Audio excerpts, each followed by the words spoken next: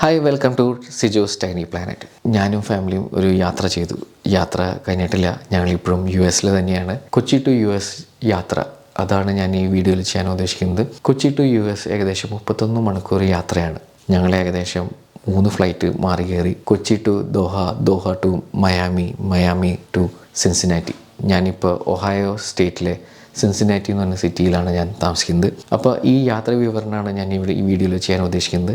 അപ്പോൾ നമുക്ക് video start ചെയ്യാം. യാത്ര തുടങ്ങിയത് കൊച്ചി എയർപോർട്ടിൽ നിന്നാണ്. കൊച്ചി എയർപോർട്ടിൽ ഞങ്ങൾ ഏകദേശം 3 മണിക്കൂർ മുമ്പ് എത്തി. വീട്ടുകാരിൽ നിന്ന് മാറി നിൽക്കുന്നതിൻ്റെ വിഷമത്തിലാണ് ഞങ്ങൾ എയർപോർട്ടിലേക്ക് എത്തുന്നത്. ഞങ്ങളിൽ ആവശ്യത്തിനധികം ലഗേജ് ഉണ്ട്. ഒരാൾക്ക് 23 കിലോയുടെ 2 പെട്ടിയും 7 കിലോയുടെ ഒരു ഹാൻഡ് ബാഗും കയ്യിൽ പിടിക്കാം. അപ്പോൾ ഏകദേശം ഞങ്ങൾക്ക് 12 പെട്ടി കയ്യിലുണ്ട്. ഈ 12 പെട്ടിയും ആയിട്ടാണ് ഞങ്ങൾ കൊച്ചി എയർപോർട്ടിൽ വരുന്നത്. കൊച്ചി എയർപോർട്ടിൽ ഞങ്ങൾ ചെക്കിന് വേണ്ടി വെയിറ്റ് ചെയ്തു. കുറേ നേരം ഞങ്ങൾക്ക് വെയിറ്റ് ചെയ്യേണ്ടി വന്നു. ആ സമയത്ത് നല്ല തിരക്കുള്ള സമയമാണ്. വെളുപ്പിന് 3:45 സമയം. എല്ലാവരും ഗൾഫിലേക്ക് യാത്ര ചെയ്യുന്ന സമയമാണ്. ഇപ്പം ഞങ്ങൾക്ക് ഖത്തർ എയർവേസാണ് കിട്ടിയിരിക്കുന്നത്. അപ്പോൾ ഖത്തർ എയർവേസിൻ്റെ ചെക്കിനിൽ ഞങ്ങൾ വെയിറ്റ് ചെയ്തു. അവിടെ നിന്ന് ഞങ്ങൾ കാര്യങ്ങൾ ചോദിച്ചു. ഞങ്ങൾക്ക് ഇത്രയ്ക്ക് ഫ്ലൈറ്റ്സ് കയറി ഇറങ്ങാനുള്ളതുണ്ട്, ഈ ലഗേജൊക്കെ എവിടെ നിന്നാണ് ഞങ്ങൾ കളക്ട് ചെയ്യുന്നതെന്ന് ചോദിച്ചു. അപ്പോൾ അവർ പറഞ്ഞു മയാമി എന്നാണ്. നമ്മൾ പൊതുവേ മിയാമി, ശരിക്കും പ്രൊണൗൺസിയേഷൻ മയാമിയാണ്. ഞാൻ ആദ്യമായിട്ട് പഠിച്ചത്. ഞാൻ നിങ്ങൾക്ക് അറിയുന്നതാണെങ്കിൽ ക്ഷമിക്കണം, അറിയാത്തവർക്ക് വേണ്ടി ഞാൻ പറയുന്നത് മയാമി എന്നാണ് ഇവിടെ എല്ലാവരും പറയുന്നത്. അപ്പോൾ മയാമിയിൽ നിന്നായിരിക്കും ലഗേജ് ഞങ്ങൾ കളക്ട് ചെയ്യേണ്ടി വരാം. അപ്പോൾ ഞങ്ങൾ മയാമിയിൽ നിന്ന് ലഗേജ് കളക്ട് ചെയ്യുന്നു. അപ്പോൾ അവിടെ വരെയുള്ള സിൻസിനാറ്റി വരെയുള്ള ബോർഡിംഗ് പാസ് അവർ തന്നു ഞങ്ങൾക്ക്. അവിടെ കൊച്ചിയിൽ ഞങ്ങൾ ചെക്ക് ഇൻ ചെയ്ത് അവിടെ വെയിറ്റ് ചെയ്തു. ഏകദേശം ഒരു 1.5-2 മണിക്കൂറോളം ഞങ്ങൾ അവിടെ വെയിറ്റ് ചെയ്യേണ്ടി വന്നു. ഞങ്ങൾ ഫ്ലൈറ്റിൽ കയറി. ദോഹയിലേക്കുള്ള ഫ്ലൈറ്റ് ഖത്തർ എയർവേസാണ്. അത് അടിപൊളി എയർവേസാണ്. ഒരു റോയിൽ ഏകദേശം 10 സീറ്റ്സ് ഉണ്ട്. 3, 4, 3 എന്ന് പറഞ്ഞിട്ട് 10 സീറ്റ്സാണ് ഒരു റോയിലുള്ളത്. അപ്പോൾ അത്രയ്ക്ക് വീതിയുള്ള വലിയൊരു ഫ്ലൈറ്റാണ്. എൻ്റർടൈൻമെൻറ്റ് TV-യും കാര്യങ്ങളൊക്കെ ഉള്ള ഒരു ഫ്ലൈറ്റാണ്. TV ഒക്കെ കണ്ടപ്പോൾ കുറച്ചുകൂടി എക്സൈറ്റഡായി എൻ്റെ കുട്ടികൾ. എനിക്ക് 2 പിള്ളേരുണ്ടായത്, 5 വയസ്സ് 9 വയസ്സ്, പിന്നെ വൈഫാണ് കൂടെ ഉണ്ടായത്. അപ്പോൾ അവർ TV കണ്ടപ്പോൾ ഭയങ്കര എക്സൈറ്റഡായി. ഞാനും എക്സൈറ്റഡ്. ഞാനും ഇൻ്റർനാഷണൽ ട്രാവലൊക്കെ ചെയ്തിട്ടില്ല. അപ്പോൾ ഞങ്ങൾ വേഗം TV ഒക്കെ ഓൺ ചെയ്ത് മലയാളം മൂവീസൊക്കെ ഉണ്ടോ ചെക്ക് ചെയ്തു. മലയാളം മൂവീസ് ഇല്ല. ബാക്കി ഇംഗ്ലീഷ് മൂവീസൊക്കെ എക്സ്പ്ലോർ ചെയ്ത് ഞങ്ങൾ ബാക്കി വീഡിയോസൊക്കെ കണ്ടു. പിന്നെ ഫ്ലൈറ്റിൽ നമുക്ക് ടൈമിങ് കാര്യങ്ങളൊക്കെ കാണാൻ പറ്റും നമ്മൾ യാത്ര ചെയ്യുന്നത്. അപ്പോൾ അതൊക്കെ ഞങ്ങൾ നോക്കിക്കൊണ്ടിരുന്നു. ഇപ്പോൾ വെളുപ്പിന് 3:45 കയറിയ ഫ്ലൈറ്റ് ഞങ്ങൾക്ക് ദോഹയിലേക്ക് എത്തുന്നത് 5:45. 2-2.5 മണിക്കൂർ ക്ലോക്കിൽ വ്യത്യാസമുള്ളെങ്കിലും യാത്ര 4.5 മണിക്കൂർ യാത്രയുണ്ട്. അപ്പോൾ ഞങ്ങളുടെ അന്നത്തെ ഉറക്കമൊന്നും ശരിയായിട്ടില്ല. മൊത്തത്തിൽ രാത്രി നൈറ്റ് ഔട്ട് അടിച്ച പോലെയാണ്. അപ്പോൾ ഞങ്ങൾ ഫ്ലൈറ്റിലിരുന്നു. കുറച്ച് നേരം കണ്ണൊന്ന് മയങ്ങിപ്പോയി. അപ്പോഴത്തേക്കും ഭക്ഷണം വന്നു. ഭക്ഷണം ഓംലെറ്റും ടൊമാറ്റോ സ്മാഷും യോഗോട്ടും ഫ്രൂട്ട്സും കാര്യങ്ങളൊക്കെ ആയിട്ടുള്ളൊരു ഫുഡാണ് കിട്ടിയത്. ഞങ്ങളതൊക്കെ കഴിച്ചു. പിള്ളേരൊക്കെ ഉറങ്ങിപ്പോയി. ഞാനൊക്കെ ആവശ്യത്തിന് കഴിച്ച് 5:45-6 മണി സമയത്താണ് ഞങ്ങൾ അവിടെ ദോഹയിലെത്തുന്നത്. ദോഹ എന്ന് പറയുന്നത് ഒരു എയർപോർട്ട്, വലിയൊരു എയർപോർട്ടാണ്. ഭയങ്കര നീളമുള്ള എയർപോർട്ടാണ്. എൻ്റെ ആദ്യത്തെ എക്സ്പീരിയൻസ് ആയിരുന്നു. അപ്പോൾ അവിടെ നിന്ന് നമ്മൾ പറയുന്ന ഗേറ്റിലേക്ക് എത്തണമെങ്കിൽ ഒരു മെട്രോ തന്നെ കയറണം. അതിൻ്റെ ഉള്ളിൽ തന്നെ മെട്രോ സർവീസ് ഉണ്ട്. നമ്മൾ മെട്രോയിൽ കയറി ഞങ്ങൾ പറഞ്ഞു കഴിഞ്ഞാൽ ഗേറ്റിൻ്റെ അവിടേക്ക് യാത്ര ചെയ്തു. അപ്പോൾ ദോഹയിൽ നിന്ന് ഞങ്ങൾക്ക് ലഗേജ് എടുക്കേണ്ട ആവശ്യം വന്നില്ല. അത് ക്യാരി ഫോർവേഡ് ചെയ്തു. ഞങ്ങളുടെ ഹാൻഡ് ബാഗുകളായിട്ട് ചെക്ക് ഇൻ ചെയ്യാൻ വേണ്ടിയിട്ട് പോയി. ഹാൻഡ് ബാഗൊക്കെ ചെക്ക് ഇൻ ചെയ്ത് ഞങ്ങളുടെ ഗേറ്റിൻ്റെ അവിടേക്ക് എത്തി. അപ്പോൾ ഞങ്ങൾ പോകുന്ന വഴിയൊക്കെ നന്നായിട്ട് ആസ്വദിച്ചു. കുറേ കാർസും സ്പോർട്സ് കാറും, ഞങ്ങൾക്കൊക്കെ അതായിരുന്നു കൂടുതൽ ഇമ്പ്രസ് ചെയ്ത കാര്യങ്ങളൊക്കെ. അപ്പോൾ സ്പോർട്സ് കാർസൊക്കെ കണ്ടു. അതൊക്കെ കണ്ട് ഞങ്ങളുടെ ഗേറ്റിൻ്റെ അവിടേക്ക് എത്തി. US ഗേറ്റ് നമ്മൾ അതിൻ്റെ ഉള്ളിലേക്ക് കയറി കഴിഞ്ഞാൽ പിന്നെ തിരിച്ചു പോക്കില്ല എന്ന് പറഞ്ഞു. അതിൻ്റെ ഉള്ളിൽ വാഷ്റൂമും ഇല്ല. അപ്പോൾ വാഷ്റൂമിൽ പോണവരൊക്കെ എല്ലാവരും പോയിട്ട് വന്നിട്ട് ആണ് ഗേറ്റ് കിടക്കാൻ പാടുള്ളൂ എന്ന് പറഞ്ഞു. അങ്ങനെ വെയിറ്റിംഗ് റൂം, ഗേറ്റ് കടന്ന് ഉള്ള വെയിറ്റിംഗ് റൂം US കിടക്കാൻ പറ്റുള്ളൂ. അപ്പോൾ ഞങ്ങൾ വാഷ്റൂമിലേക്ക് പോയിട്ട് വന്ന് ഗേറ്റ് കടന്നു. അവിടെ വെയിറ്റിംഗ് ആയി ഞങ്ങൾക്ക് US ഫ്ലൈറ്റ് മയാമിയിലേക്കാണ്. മയാമിക്ക് ഏകദേശം 16.5 മണിക്കൂർ യാത്രയുണ്ട്. അത് ഭയങ്കര ദുഷ്കരമായ യാത്രയാണ്. അങ്ങനെ കുട്ടികളാണ് ഞങ്ങളുടെ കൂടെ ഉള്ളത്. വലിയവരാണെങ്കിൽ നമുക്ക് എങ്ങനെയെങ്കിലും അഡ്ജസ്റ്റ് ചെയ്യാം. പക്ഷേ കുട്ടികൾ 5 വയസ്സും 9 വയസ്സുള്ള കുട്ടികൾ. ഞങ്ങൾക്ക് കിട്ടിയ ഫ്ലൈറ്റ് ഖത്തർ എയർവേസാണ്. സെയിം എയർവേസ് തന്നെയാണ് കിട്ടിയത്. അവിടെയും ഇതുപോലെ ഒരു റോയിൽ 10 സീറ്റിങ്ങുള്ള അത്രയും വീതിയുള്ള ഫ്ലൈറ്റിലാണ് കയറിയത്. അവിടെ എൻ്റർടൈൻമെൻറ്റ് ബോക്സ് ഉണ്ടായിരുന്നു. ഭാഗ്യത്തിന് അതിൽ മലയാളം മൂവീസ് ഉണ്ടായിരുന്നു. ഞങ്ങൾ അതിൽ കയറി. കുട്ടികൾ സീറ്റിങ്ങായി. അപ്പോൾ 3 സീറ്റുള്ള ഒരു റോ വിൻഡോ സീറ്റുള്ളത് എടുത്തു. അപ്പോൾ എൻ്റെ വൈഫും 2 പിള്ളേർ അതിലിരുന്നു. തൊട്ട് ബാക്കിൽ ഞാനിരുന്നു. എൻ്റെ ഇപ്പുറത്ത് സീറ്റിൽ ആരും ഇരുന്നുണ്ടായില്ല. അതിൻ്റെ അപ്പുറത്ത് ഒരു ബൊളീവിയൻ ലേഡിയാണ് ഇരുന്നിരുന്നത്. എൻ്റെ വൈഫിൻ്റെ ഫ്രണ്ടിൽ കുറച്ച് ചൈനീസുകാരാണ് ഇരുന്നത്. അപ്പോൾ ഞങ്ങൾ അവിടെ ഇരുന്നു. എൻ്റർടൈൻമെൻറ്റ് ബോക്സ് ഞങ്ങളെ എക്സ്പ്ലോർ ചെയ്തു. മൂവീസ് കാണാൻ തുടങ്ങി. പക്ഷേ നമ്മുടെ ഉറക്കൊന്നും ശരിയാവുന്നതുകൊണ്ട് തലവേദന എടുക്കാൻ തുടങ്ങി. അന്നത്തെ ദിവസം ഞങ്ങൾ ഉറങ്ങിയിട്ടില്ല. അപ്പോൾ നമുക്ക് ബ്ലാങ്കറ്റും നെക്ക് റെസ്റ്റും കാര്യങ്ങളൊക്കെ തന്നിട്ടുണ്ട് നമുക്ക് നന്നായിട്ട് ഉറങ്ങാൻ വേണ്ടിയിട്ട്. പക്ഷേ ഈ 16 മണിക്കൂർ നമ്മൾ സ്പെൻഡ് ചെയ്യാന്ന് പറഞ്ഞാൽ ഭയങ്കര ബുദ്ധിമുട്ടാണ്. 4 മണിക്കൂർ കൂടുമ്പോൾ നമുക്ക് ഭക്ഷണം വന്നുകൊണ്ടിരിക്കും. അപ്പം നമ്മൾ നോക്കി നമ്മളെ മനസ്സിലാക്കിയിട്ടാണ് എയർ ഹോസ്റ്റസ് നമുക്ക് ഭക്ഷണം തരാം. നമ്മൾ ഇന്ത്യയിൽ നിന്നാണ് അവർക്ക് നന്നായിട്ട് അറിയാം. അപ്പോൾ ഇന്ത്യൻ ഭക്ഷണം ടച്ചുള്ള സാധനങ്ങളാണ് തരാം. നമുക്ക് ചിക്കൻ കീമ, റൈസ്, അതിനുശേഷം സാൻഡ്വിച്ച് വന്നു, ചിക്കൻ ടിക്ക സാൻഡ്വിച്ചാണ് വന്നത്. പിന്നെ നമുക്ക് ഓപ്ഷൻസ് ചോദിക്കുമ്പോൾ അവർ പറഞ്ഞു പിസ്സ ഉണ്ടെന്ന് പറഞ്ഞു. അപ്പോൾ ഞങ്ങൾ പിസ്സയാണ് ഓപ്റ്റ് ചെയ്ത്. അത് കഴിഞ്ഞിട്ടും പിന്നെ വന്നത് റൈസും ചിക്കനൊക്കെ വെച്ചിട്ടുള്ള വേറൊരു ഡിഷാണ് കിട്ടിയത്. അപ്പോൾ നമുക്ക് ഇന്ത്യൻ സ്റ്റൈലിലുള്ള ഫുഡുകൾ നമുക്ക് എയർവേസുകാർ തന്നിരുന്നു. ബൊളീവിയൻ ലേഡിക്ക് വേറെ ഭക്ഷണമായിരുന്നു. അതാ പറഞ്ഞു നമുക്ക് ആളെ നോക്കിയാണ് അവർ ഭക്ഷണം പ്രൊവൈഡ് ചെയ്യുന്നത്. ഇപ്പോൾ ഈ 16 മണിക്കൂറുള്ള യാത്ര കുറച്ച് ടഫാണ്. കുട്ടികളെ എൻ്റർടൈൻ ചെയ്തിരിക്കാൻ വേണ്ടിയിട്ട് ഞാൻ കുറേ ക്രയോൺസും ബുക്സൊക്കെ കയ്യിൽ പിടിച്ചിട്ടുണ്ടായിരുന്നു. എനിക്കറിയാം ഈ 16 മണിക്കൂർ അവർ ഭയങ്കര റെസ്റ്റ്ലെസ് ആവുന്നത്. കുറച്ച് നേരം അവർ ഉറങ്ങിയെങ്കിലും കുറച്ച് കഴിയുമ്പോൾ അവർ ഫ്രഷ് ആവുമ്പോൾ അവർ ചാട്ടവും മതിയൊക്കെ തുടങ്ങും. അവർക്ക് സീറ്റിൽ തന്നെ ഇരിക്കാൻ പറ്റില്ല. അപ്പോൾ ഞാൻ കുറേ ക്രയോൺസും കാര്യങ്ങളൊക്കെ എടുത്തിട്ടുണ്ടായിരുന്നു. എയർ ഹോസ്റ്റസും നമുക്ക് കുറേ ക്രയോൺസും ബുക്സും കളിക്കാനുള്ള ചെറിയ ചെറിയ സാധനങ്ങളൊക്കെ തരും. അതൊക്കെ വെച്ചിട്ട് കുട്ടികൾ കുറച്ച് നേരമൊക്കെ കളിച്ചു. പിന്നെ അവർക്ക് ആ ലിമിറ്റ് കടന്നു. അവർ പിന്നെ റെസ്റ്റ്ലെസ് ആയി. അപ്പോൾ എൻ്റെ ചെറിയ ആൾ ഭയങ്കര റെസ്റ്റ്ലെസ് ആയിട്ട് ഫ്രണ്ടിലത്തെ ചൈനീസുകാരനെ കുറച്ച് ബുദ്ധിമുട്ടുണ്ടാക്കി. അപ്പോൾ ചൈനീസുകാരൻ ഇടയ്ക്കിടയ്ക്ക് തിരിഞ്ഞു നോക്കും. അങ്ങനെ നോക്കി ലാസ്റ്റിൽ ആൾ വാൺ ചെയ്തു ഞങ്ങളുടെ അടുത്ത്. അങ്ങനെ വാൺ ചെയ്തപ്പോൾ ഞാൻ നമ്മുടെ ഇളയാളെ ബാക്കിൽ കൊണ്ട് ഇരുത്തി, എൻ്റെ കൂടെ ഇരുത്തി. അപ്പോൾ അവൻ അമ്മയുടെ കൂടെ ഇരിക്കണം. അപ്പോൾ അമ്മ ബാക്കിൽ വന്നിരുന്നു. പിന്നെ വൈഫും ഇളയാളും ബൊളീവിയൻകാരിയും ഒരുമിച്ചിരുന്നു. ലാസ്റ്റിൽ ബൊളീവിയൻകാരിക്കും ബുദ്ധിമുട്ടൊക്കെ ഉണ്ടാക്കുന്ന രീതിയിൽ അവൻ പ്രശ്നങ്ങൾ ഉണ്ടാക്കാൻ തുടങ്ങിയെങ്കിലും ബൊളീവിയൻകാരി അത് ക്ഷമിച്ചു. പുള്ളിക്കാരിക്ക് കുട്ടികളൊക്കെ ഹാൻഡിൽ ചെയ്യാൻ അറിയായിരുന്നു തോന്നുന്നു. പുള്ളിക്കാരി അത് ക്ഷമിച്ചു. അവരവിടെ ഇരുന്ന് 16 മണിക്കൂർ സ്പെൻഡ് ചെയ്തത് അത് കുറച്ച് ടഫ് പരിപാടിയാണ്. നമ്മളിങ്ങനെ ഒരു സീറ്റിലിരുന്ന് 16 മണിക്കൂർ നിങ്ങളൊന്ന് ഇമാജിൻ ചെയ്ത് നോക്കി, ഒരു സീറ്റിലിരുന്ന് 16 മണിക്കൂർ ഇരിക്കുക എന്ന് പറയുന്നത് അത് ഭയങ്കര ടഫായിരുന്നു. ഞാൻ സമയം നോക്കിക്കൊണ്ടിരിക്കുക. നമുക്ക് ആ സ്ക്രീനിൽ എൻ്റർടൈൻമെൻറ്റ് ബോക്സിൽ നമുക്ക് അറിയാൻ പറ്റും എത്ര മണിക്കൂർ ഇനി ബാക്കിയുണ്ട്, എത്ര ബാക്കിയുണ്ട് എന്നൊക്കെ നമുക്ക് അറിയാൻ പറ്റും. അവിടെ എത്തി എന്നൊക്കെ അതൊക്കെ നോക്കിക്കൊണ്ടേ ഇരിക്കില്ല. നമുക്ക് ആ സമയം നീങ്ങുന്നത് തോന്നില്ല. നമുക്ക് അത്രയ്ക്ക് ഇഴയെന്ന് പോലെ തോന്നും. നമുക്ക് 8 മണിക്കൂർ ഇനിയും 7 മണിക്കൂറുണ്ട്, 6 മണിക്കൂറുണ്ട് എന്നൊക്കെ നമ്മളിങ്ങനെ ആ ടൈമിൽ നോക്കുമ്പോൾ നമുക്ക് വിഷമം തോന്നും. അത്രയ്ക്ക് ഫ്രസ്ട്രേറ്റഡ് ആവും. പിന്നെ നമ്മൾ ഗ്ലാസ് തുറന്ന് നോക്കുമ്പോൾ പുറത്ത് ഫുൾ ടൈം ഡേ ആണ്. ഞങ്ങൾ രാവിലെ 8:45 കയറിയിട്ട് വൈകിട്ട് 4:30 അവിടെ എത്തുന്നത്.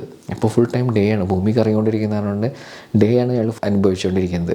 മൊത്തത്തിലുള്ള യാത്ര 31 മണിക്കൂറാണെങ്കിലും ഞങ്ങൾ അന്ന് ദിവസം തന്നെയാണ് ഞങ്ങൾ എത്തുന്നത്. ഏകദേശം രാവിലെ 3 മണിക്ക് ഇറങ്ങിയിട്ട് 3:45 ഫ്ലൈറ്റ്. ഞങ്ങൾ വൈകിട്ട് 11:30 ഞങ്ങൾ രാത്രി എത്തുകയാണ്. സെയിം സ്ഥലത്ത് സെയിം ഡേയിൽ ഞങ്ങൾ US-ലെത്താണ്. അപ്പോൾ നിങ്ങൾക്ക് ഊഹിക്കല്ലോ, നമ്മൾ ഫുൾ ടൈം ഭൂമിയുടെ കൂടെ കറങ്ങിക്കൊണ്ടിരിക്കുകയായിരുന്നു. അപ്പോൾ ഡേ ആണ് ഞങ്ങൾ ഫുള്ള് ഫ്ലൈറ്റിലിരുന്നത്. അങ്ങനെ ഞങ്ങൾ കഷ്ടപ്പെട്ട് ബുദ്ധിമുട്ടി മയാമിയിൽ ഞങ്ങൾ ലാൻഡ് ചെയ്തു. ഞങ്ങൾ പിന്നെ അവിടെ പോർട്ട് ഓഫ് എൻട്രി എന്ന് പറഞ്ഞൊരു കൺസെപ്റ്റ് ഉണ്ട്. അപ്പോൾ ഞങ്ങൾക്ക് പോർട്ട് ഓഫ് എൻട്രി ചെയ്യണം. അവിടെ എന്ന് പറഞ്ഞു കഴിഞ്ഞാൽ നമുക്കൊരു ഇൻ്റർവ്യൂ ഉണ്ട്. ഇൻ്റർവ്യൂവിൽ നമ്മുടെ അടുത്ത് പോലീസുകാരാണ്, അവിടുത്തെ കസ്റ്റംസും പോലീസ് അങ്ങനെ എന്തൊരു ഡിപ്പാർട്ട്മെൻറ്റാണ് നമ്മളെ ഇൻ്റർവ്യൂ ചെയ്യാൻ, എന്തിനാണ് വന്നത് നോക്കുക കാര്യങ്ങളൊക്കെ നമ്മുടെ അടുത്ത് ഡീറ്റെയിൽ ആയിട്ട് ചോദിക്കും.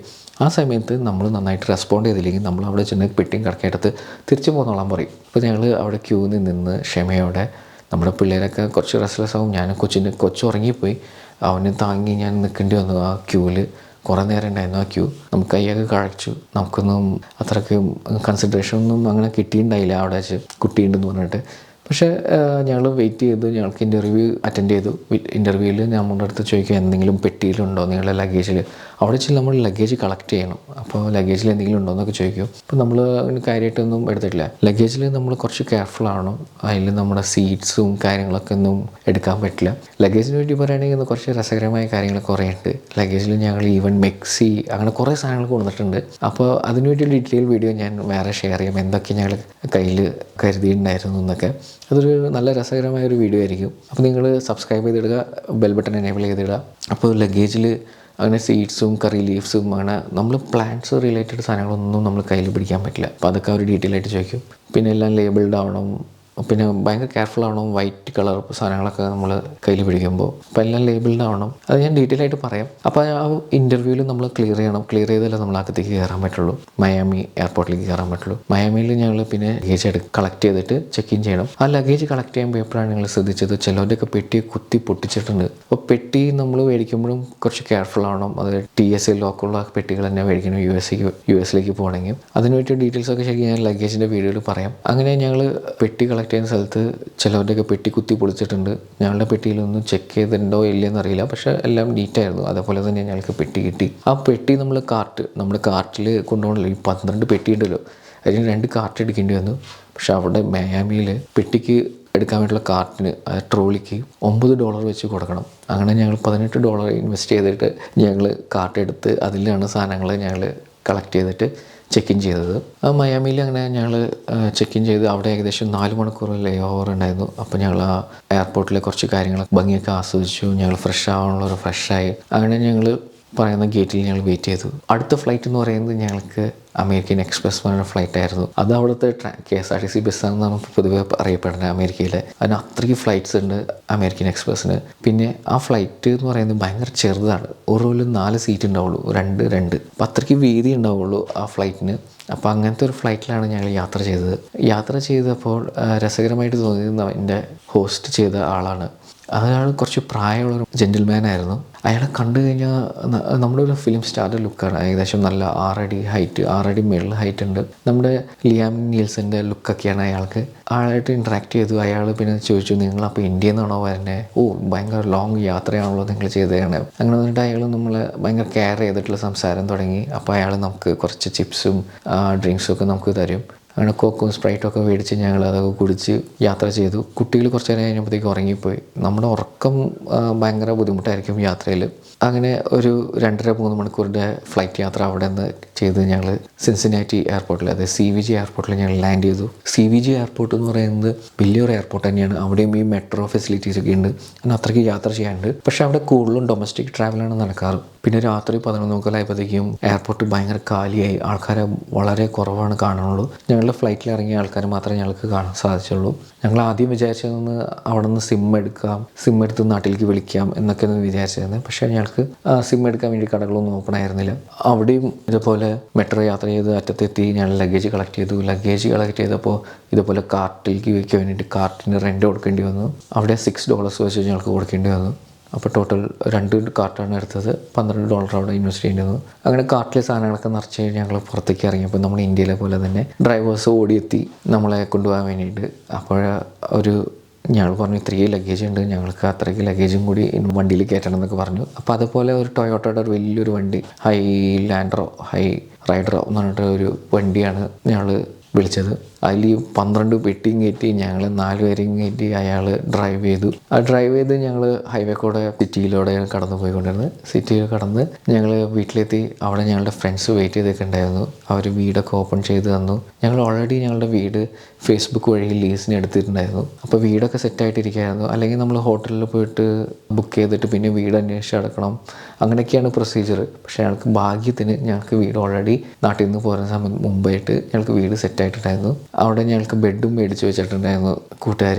അപ്പോൾ വീടിൻ്റെ ഒരു ടൂർ വീഡിയോ ഞാൻ ചെയ്യാൻ പ്ലാൻ ഉണ്ട്. അപ്പോൾ സബ്സ്ക്രൈബ് ചെയ്യാൻ മറക്കണ്ട. അപ്പോൾ ആ വീട്ടിൽ ആകെ ഒരു ബെഡ് സെറ്റ് ചെയ്ത് ഞങ്ങൾ എൻ്റെ ലഗേജൊക്കെ ഹെൽപ്പ് ചെയ്ത് കൂട്ടുകാരൊക്കെ അവിടെ എത്തിച്ചു.